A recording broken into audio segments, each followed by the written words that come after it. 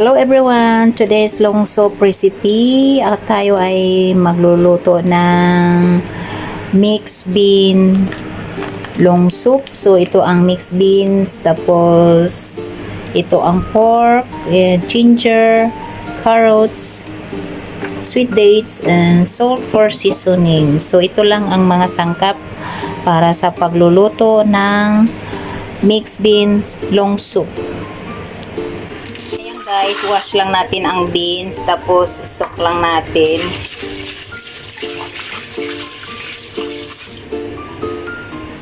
Wash natin ang beans.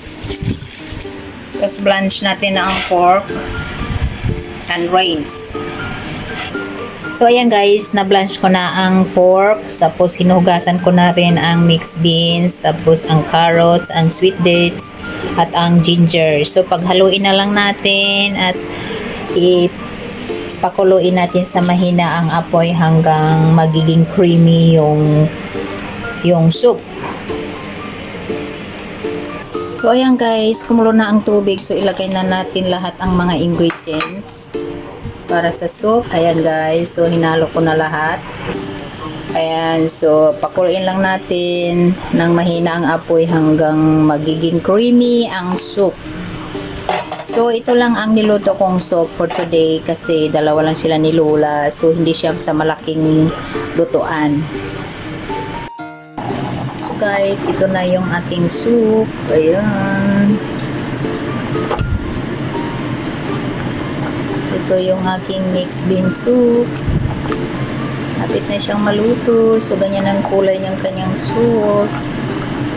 Ayan. So, 2 hours kong niluluto ito guys. So, 1 to 2 hours hanggang magiging creamy na yung soup niya. So, pwede na guys.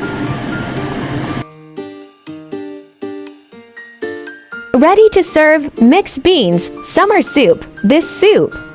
Lots of health benefits. If you like this soup recipe, like and share. Thank you for watching. For more videos, off me quick and long recipes, just check the description box, like, share, and subscribe my YouTube channel. Simple Western and Asian menu. Thank you.